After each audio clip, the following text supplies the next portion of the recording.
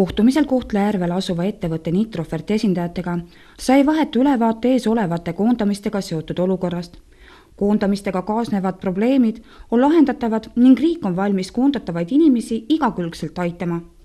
No me täna just käisimegi hommikul, käisime Ida-Virumaa tööstusparkides, käisime Narvas ja mis on positiivne uudis kindlasti on see, et veel enne aasta lõpuks luuakse seal üle 300 uue töökoha. Järgmine aasta on Narvas, tänaste hinnangute kohaselt luuakse 400 uut töökohta juurde veel sellele lisaks. Ja siit edasi lähen ma ka VKG-sse, kus nad on öelnud, et pärast juunis tehtud muudatust, riigi poolt tehtud muudatust, kus nad saavad rohkem kaevandada, nemad peavad oma lubadust ja loovad ka 300 uut töökohta. Ja VKG on öelnud ka seda, et nad võtavad tööle inimesed, kes on Eesti Energiast tulnud ja vähemalt osad neist ja ka Nitroferdist võetakse mõnikümmend inimest. Nii et tegelikult, kui vaadata neid numbreid, siis veel enne aasta lõppu luuakse juba nendes 2 kohas nii tööstuspargis kui VKGs üle 600 uue töökoha sellel aastal. Et ma usun, et see probleem saab üsna kiiresti lahenduse. Aga loomulikult tuleb jätkata uute töökohtade roomist ja vaadata, et inimestel parema palgaga töökohti tekiks, see on selge. Nitroferdis koondatavast 426 inimesest on pooled vanadus- või töövõimetus pensionärid. Möödunud nädalal toimunud Töötukassa ja Nitroferdi esindajate kohtumisel lepiti kokku, et augustist alates viib Töötukassa läbi koondatavatele infotunde ja tööotsingu töötube ettevõttes koha peal. No tegelikult minul on see juba teine kohtumine ettevõttes, et me oleme ettevõttega enne kohtunud 16. juulil ja esimene pilt ees mul oli juba enne eilset kohtumist. Et eile olid siis 2 ministrit, Kristen Michal ja Rannar Vassiljev ja me tegelikult kõigepealt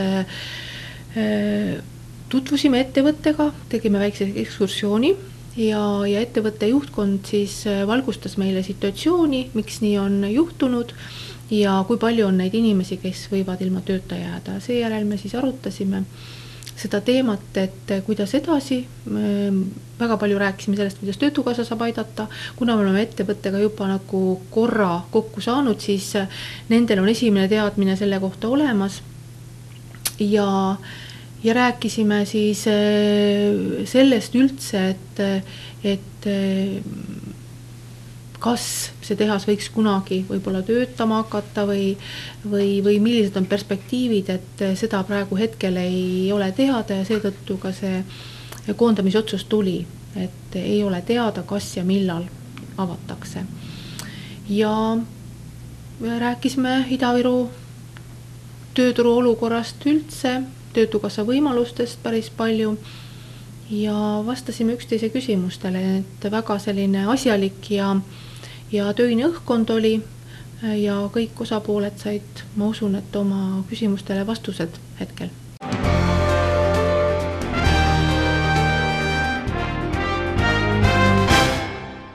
Möödunud nädalal kohtusid siseminister Hanno Pevkur ja sotsiaalkaitseminister Margus Tsahkna kohalike omavalitsuste juhtidega üle Eesti, et arutada nendega pagulas- ja rändeteemat puudutavaid küsimusi.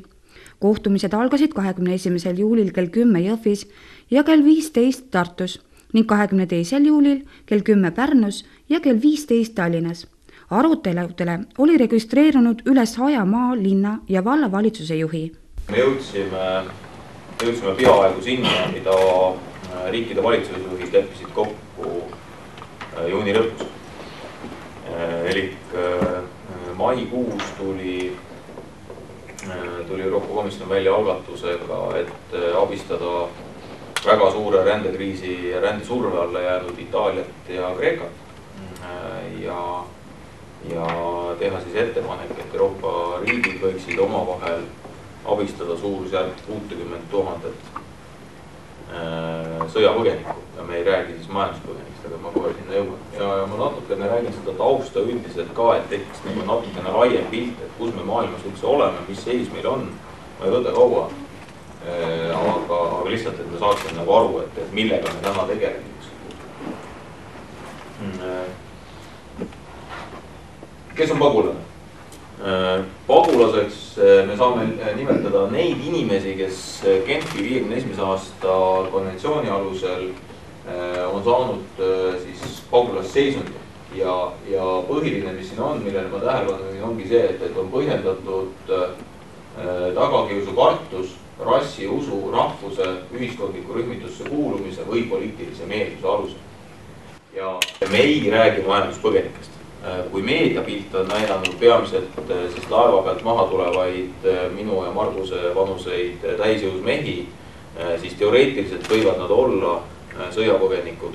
Suure tõendusega suur osa neist on näidatud ka sotsiaalmeedias levivad pildid Galeest näiteks, kus majanduspõgenikud ronivad kaubikutesse, treileritesse ja püüavad saada siis niimoodi Inglismaale või kuskile mujal Euroopasse. Aga nendest me selle skeemi juures ei räägi, me räägime selgelt ainult inimestest, kes on rahvusvahelise kaitse subjektid ja kes vajavad abi. Mis see maailma olukord meile näitab, et vabandust, et numbrid väga väiksed on, aga ekraani suurus dikteerib meile seda natukene ette, et ma lihtsalt ütlen need numbrid ära. Et viimase 10 aasta jooksul on jämedalt kogu maailmas sõjapõgenike arv kahekordistunud. Kui 10 aastat tagasi oli suurusjärgus 37 miljonit inimest aastas, siis ÜRO pagulasorganisatsiooni hinnangul põgenemas kriisikolletest. Ükskõik, kas ta on siis Süüriast, Afganistanist, Eritreast, kust iganes, siis eelmisel aastal jõudis see number 60 miljonit. Euroopa Komisjon esitas 13. mail rändetegevuskava, millega tehakse ettepanekud Vahemere põgenike kriisi lahendamiseks. Brüsselis toimunud siseministrite kohtumisel lepiti kokku, et Eesti võtab esialgu solidaarselt vastu 150 pagulast 2 aasta jooksul.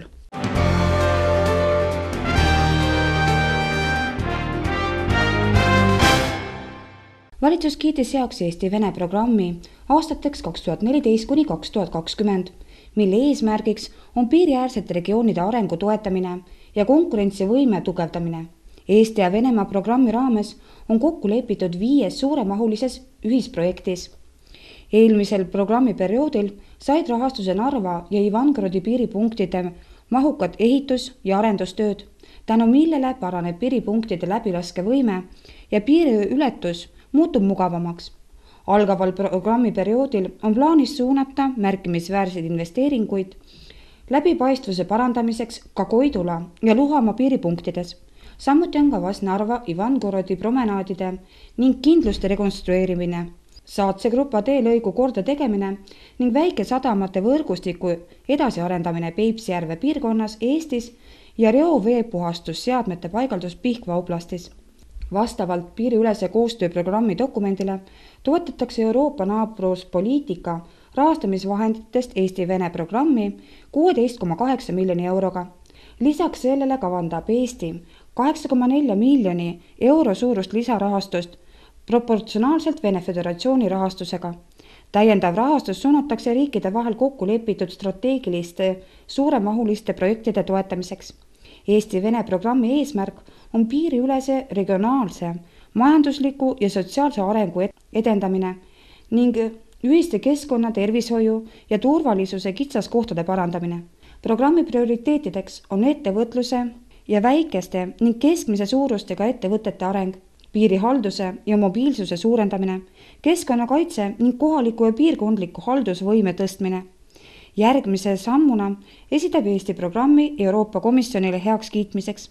Programmist toetavaid projekte asutakse ellu viima mitte varem kui 2017. aastal.